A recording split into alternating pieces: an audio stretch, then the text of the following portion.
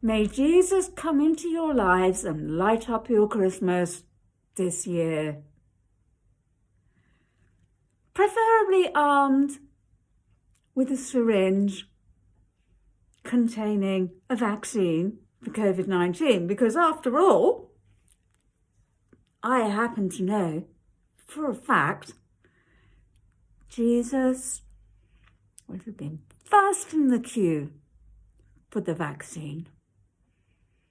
Vaccine number 1 may not have worked on him, so Jesus, he would have no qualms whatsoever. And he'd just go straight off and get number 2. If that one didn't work, he wouldn't bat an eyelid. All right, give me the booster, he'd say. Because back in the day, you know,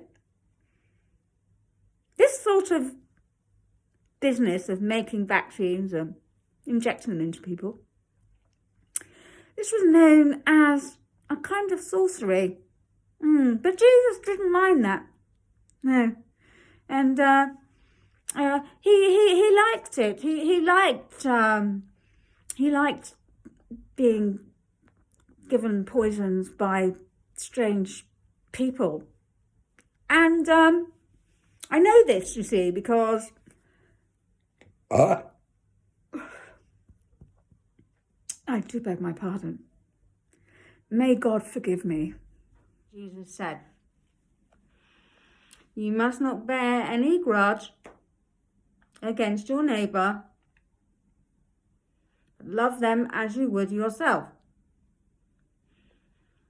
However, I'm hoping that most of you won't have read that, because what I say is, and I'm not an archbishop for nothing, you know, what I say is,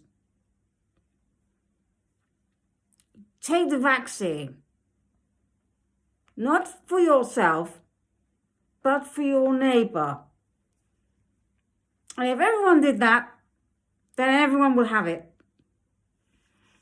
For choosing what goes into your body, you're being very selfish to ask for that right to be respected.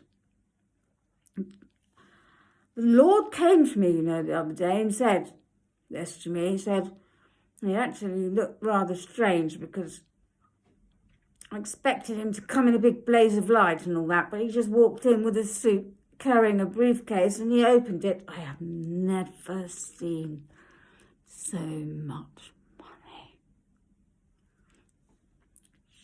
Secret. The Lord came in and said, you have to stand up and tell the world to take the vaccine. And if you do, you get all this. And if you don't, we're going to spill the beans on you and your little scandalous chum that appeared in the Mail online a few months ago, accused of doing some rather nasty things to an underage person, if you get my drift. Anyway, needless to say, he was cleared of all charges and I banned the person that was falsely accusing him. But you should trust people like me, and you should trust people like the scientists who work for Pfizer, even though, I mean, Pfizer are incredible. They've had the biggest fine ever in corporate history, something like 9. There's been a lot of COVID vaccine deaths as well. Don't tell anybody. But yeah, they have been reported, but somehow they're getting away with it. Anyway, you must trust the scientists because they know more than us.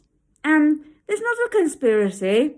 They're not trying to hurt people or make trillions of dollars every week, every time a new variant's announced. But that's not the reason why they're doing this. They're doing this because they care. I care. And I know for a fact Jesus would have been first in the queue for that vaccine, even though he didn't need it because he was the Son of God. But apparently we all are. Oh shit, it doesn't really work. So, I'm just going to sign off now by saying, God bless you all. No, actually, God bless vaccinated. And all the unvaccinated, which includes anyone who hasn't had 1, 2, 3 shots, and all the children under 12, and the babies. You amoral bastards. You better get yourself down to the old jib-jab place without delay, or our Lord